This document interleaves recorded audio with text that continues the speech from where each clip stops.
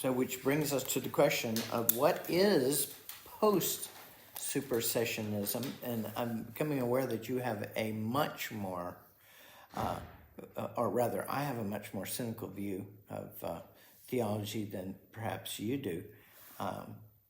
And post-supersessionism actually is something that's been a long time coming, and I'm really glad to hear about it from you. It needs to be. So why don't you tell us what post-supersessionism is? Yeah, well, first of all, I want to help you come to see that theology is the worship of God with your mind.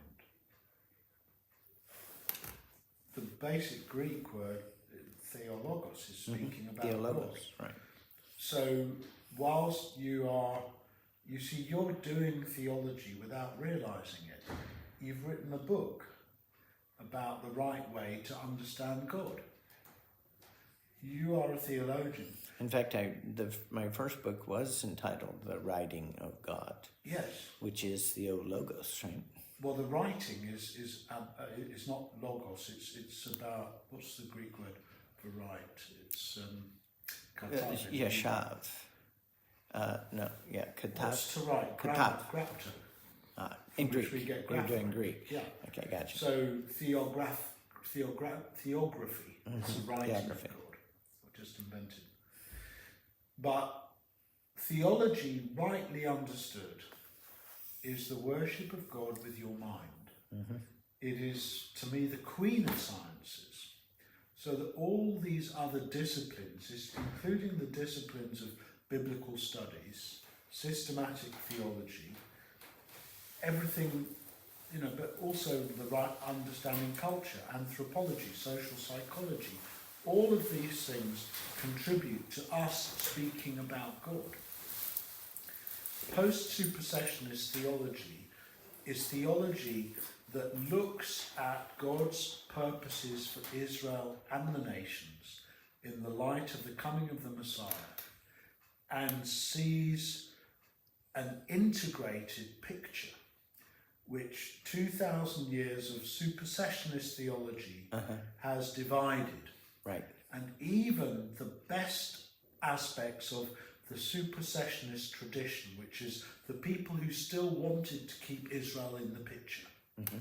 The Puritans in Britain, for example, yes, they let the Jewish people back into the UK in 1665 because they believed that God had not finished with the Jewish people.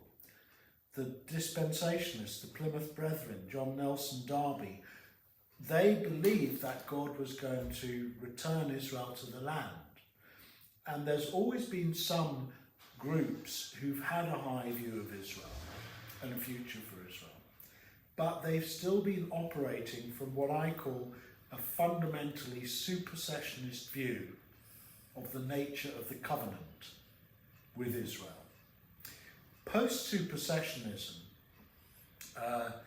let me just read from here.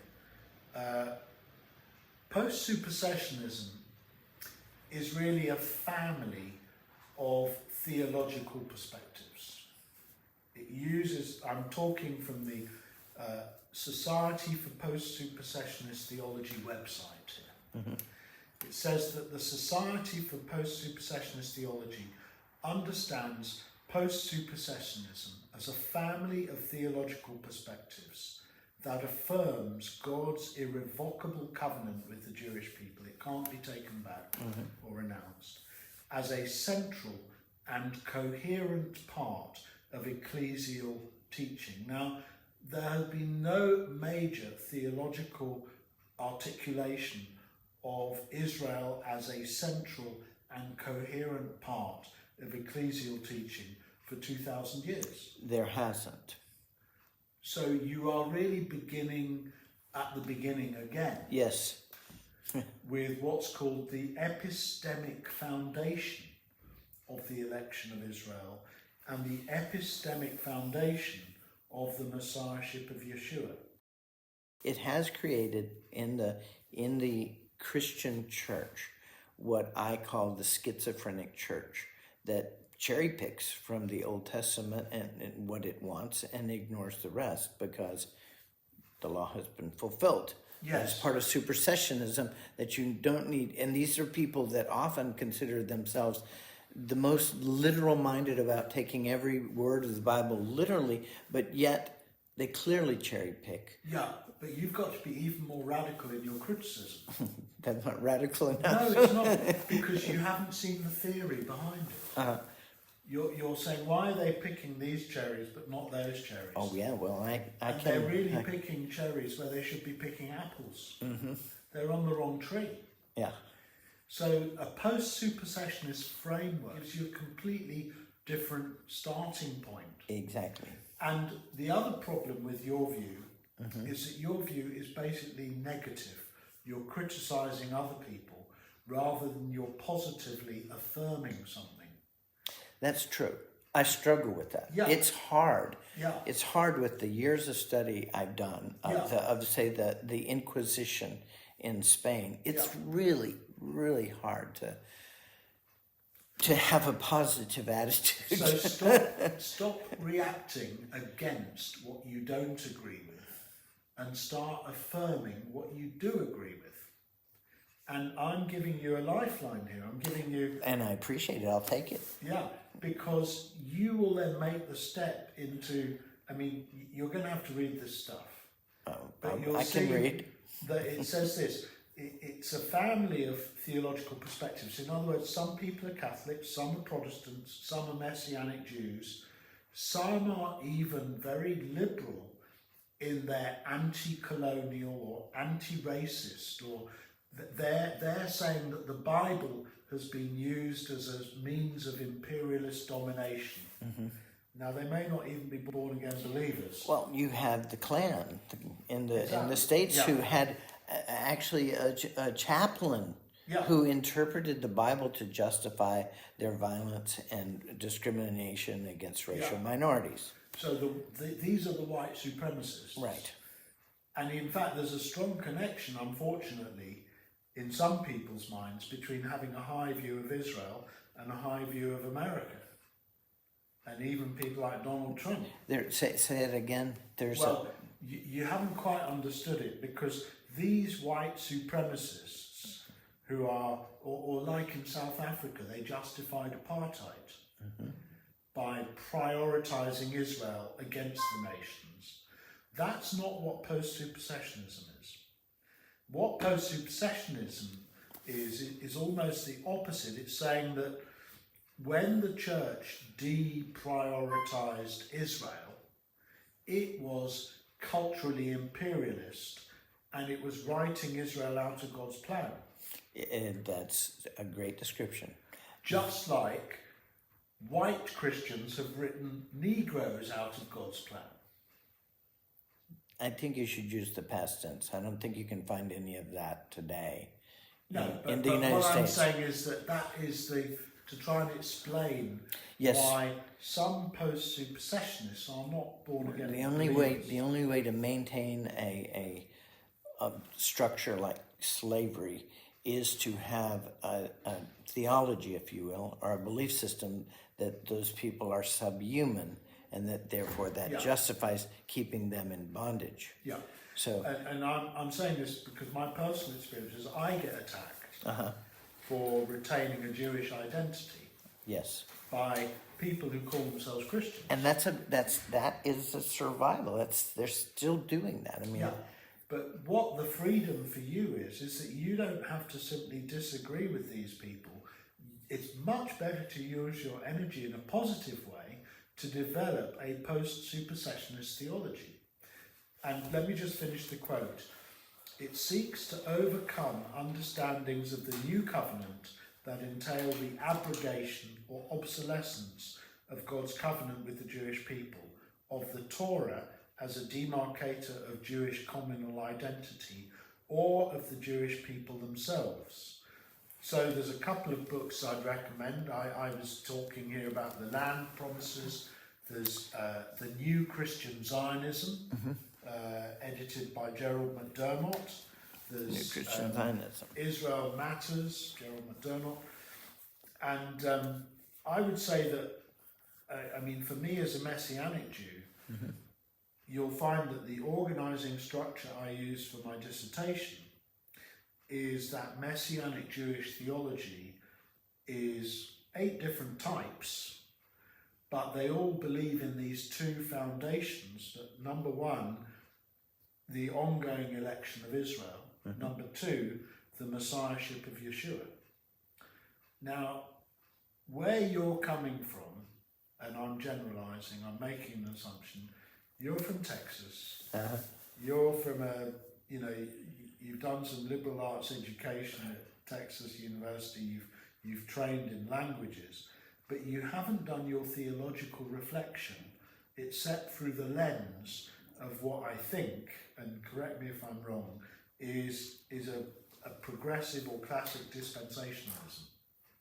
If I was to, you see, what I like to do is I put people in boxes according to what I think their theological system is. Well, I think, dispensationalism has sort of a negative tone as to cherry-picking information, exactly what I was railing against just a short ago. Dispensationalism is the best that you can get in the supersessionist paradigm.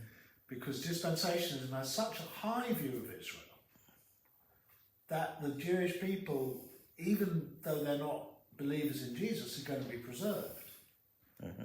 And the fulfilment of prophecy is demonstrated in the re-establishment of the state of Israel, according to certain dispensationalists. Okay, so you'd call me a classic dispensationalist. No, because I have a whole section on the differences in dispensationalism, and I don't think that you are even identifying with a particular theological position. I think that you're trying to do it all through translation theory. That's a valid criticism. And yet, what that really means is you do not have a healthy theological mind, because you've prioritised historical and linguistic, and you haven't thought through systematic. I think that is a valid criticism to make, but I find that far too often the Bible is treated as existing in a vacuum away from all those historical and cultural elements, which are the framework of everything that went on in the Bible. You only need to read 1 page of Karl Barth to realise that he never does that. Karl Barth is the greatest thing. I mean, I'm very influenced by Karl Barth, in case you don't know. And now I do. You would see that Richard Harvey's Messianic Jewish theology is, I don't know, not primarily, but very, very significantly influenced by Karl Barth. The other person who significantly influences me is my dear friend Mark Kinzer, who wrote the book Post Messianic Judaism, and is a pioneering Messianic Jewish theologian. But good, I don't even use the term systematic theology, but good organised theology is always reading scripture very carefully, and a text without a context is a pretext. Good, we agree on that. What you have to avoid, and this is why I taught biblical studies for 20 years, and I strongly resisted systematic theology until I realised that I cannot simply do my theology through exegesis. I have to do what you're actually doing already. You're looking at the worldview and the history of Greek thought, and Western thought, and Jewish thought. I would argue that you haven't got enough methodological tools to do it fully, but I haven't read your book, and I'm looking to be pleasantly surprised. But what I do know is that ontology dictates epistemology. The thing that you're trying to study, if you really are honest about letting it speak for itself, it will then give you the epistemology, the way to learn it, and the way to understand it. And that seems to have been the case so far. Not that there are not holes. But we are speaking about things that haven't been touched, that are indeed, as we argued previously, have been basically forbidden by not so much the Christian church of today, but of yesteryear. The study of the Hebrew Gospels was forbidden. In fact, it was a sentence of death if you were caught with the Hebrew gospel. So, it was also prohibited to the Jews to study the New Testament, to the Jewish people or the Jewish Orthodox anyway, to study the New Testament because they blamed that for their oppression. Yeah. So here you've got, if it's not being studied by the Christians, it's not being studied by the Jews, the Jewish rabbis and such, then it's being ignored. Who else is there? Yeah. So you have this. I found there's a tremendous amount of documentation. I think you'll be pleasantly surprised. The tremendous amount of documentation has simply been ignored because Greek primacy of the Bible is a pillar that it's a sacred cow. We can't touch it. Yeah. Well, I think that, I have to say I react against what you say because there's too much negative emotional colouring. And because it's reactive. And for me, Tertullian said, nihil Christianum alienum mihi, nothing Christian is alien to me. And Franz Rosenzweig said, also in Latin, nihil Judaicum alienum mihi, nothing Jewish is alien to me.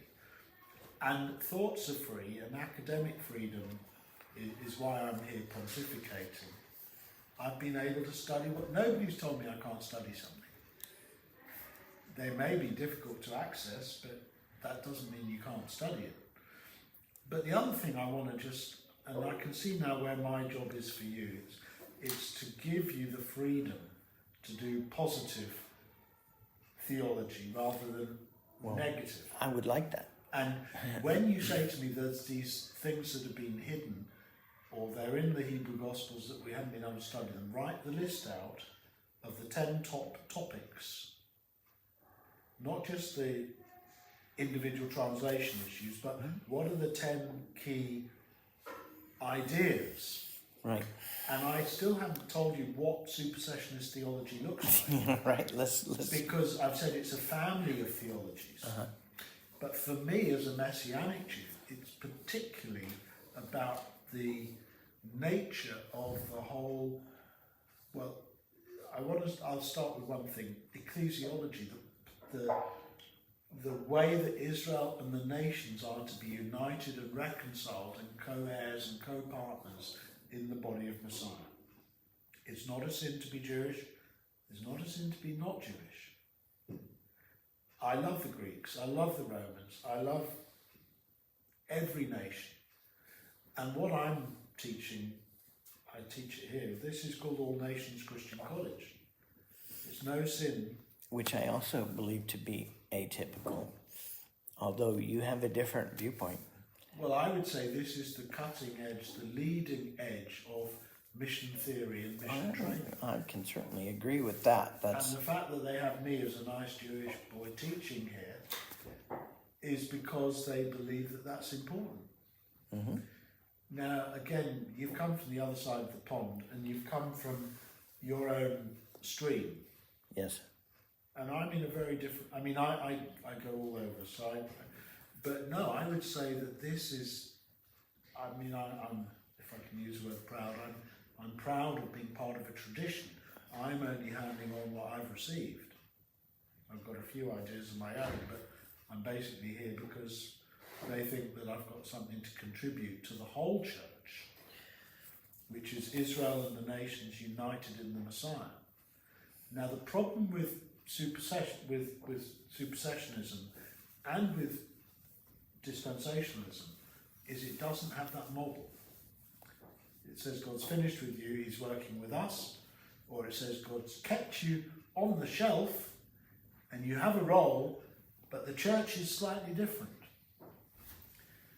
So a post-supersessionist theology of Israel and the nations with Messianic Jews as the connection, the missing link, is actually for the blessing of the whole church and for the blessing of Israel. And once you go from ecclesiology, the doctrine of the church, you then go to Christology and soteriology.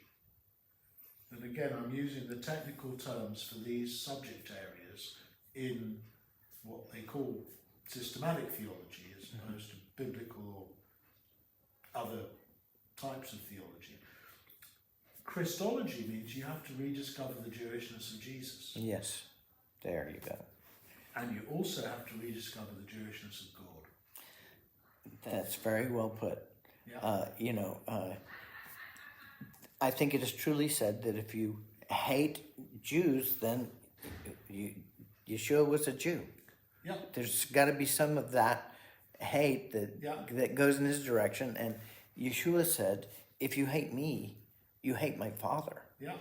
So they are tied together. So this supersessionism has riven the church down the middle. Yeah. And now the Post Supersessionism is healing that. So I'm giving you a tool.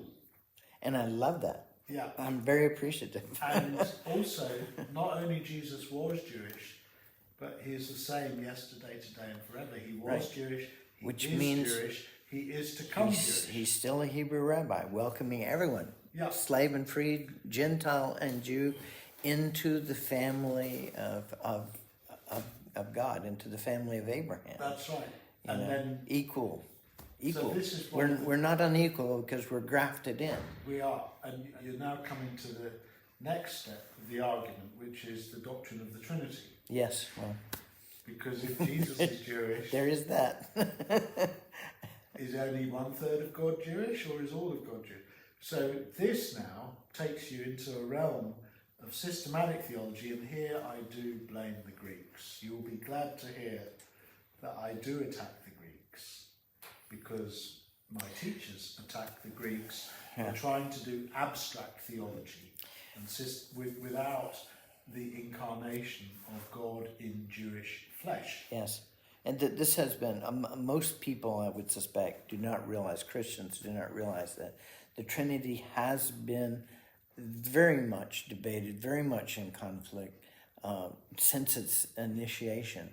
And it's one of the things that one can add to that is the verse in Luke that was actually eliminated from the scriptures because it did not fit the ongoing theology. And in the earliest Greek versions of Luke, it says that upon the baptism of Yeshua, the Lord's voice comes down and said, "This is my son in whom I am well pleased. Today I have begotten you." Now this is the primary verse of the adoptionist faction, of which the Ebionites were one, for example. And I'm not trying to convert anyone to adoptionism. I'm just saying this was in all of the earliest exemplars in the Greek Gospels that we have. And it was taken out because it did not suit the concept of the Trinity. Is it in P46? Well, you mean P66? No, it's 46, Chester Beatty Papyrus. I don't know. Okay. I got into the most trouble in my PhD exam because I made a terrible error. Yes. And they really asked me this to see if I was going to try and argue my way out of it or admit it. But I called, I can't remember it, but I think I did call the Ebionites adoptionists. You did? I thought they were. So we have domesticated the Trinity, and here I am reacting against the Greek abstract philosophical ontology of the Trinity. And when you're doing Trinitarian theology, you often start with ontology, the essence of God. That's where you have to start. Homoousianism, right? No, you don't. You start with the activity of God, because that is Jewish functional thinking. But not only is it Jewish functional thinking, but it is what God has done in Messiah. So if God truly is incarnate in Yeshua, I've said it wrong, it doesn't sound quite right. If it is true that God has become human in Jesus, in Yeshua, then Yeshua is, I'm shortcutting a big conversation here, he's the touchstone for our knowledge of God. Right. But not in such a Christocentric way as the church normally understands it. And Which presents it. And presents it, separates Yeshua from his people. Yes. So my friend Mark Kinzer calls this Israel Christology. And his latest book is called Jerusalem Crucified, Jerusalem Raised. And if you can get your head around that book, I'm giving you stuff which is working in different fields. It's not just the linguistics. It's working at a systematic level which takes on board centuries of discussion of these things. But he is doing a post supersessionist theology. He actually believes in the restored temple, which sounds like a very dispensationalist thing, the rebuilding of the millennial. It's prophesied. It is prophesied, but again, most Christian thought would not have that. They would have a spiritualized, amillennial tone. We have wandered into things that are huge topics. The Trinity, that's a huge topic. We could spend years talking about this. And hopefully we'll have the chance to do that. I'd like that. That would be great. But it is really a pleasure to have this chance to talk with you about these things. And I hope we'll have more. Thank you for indulging us.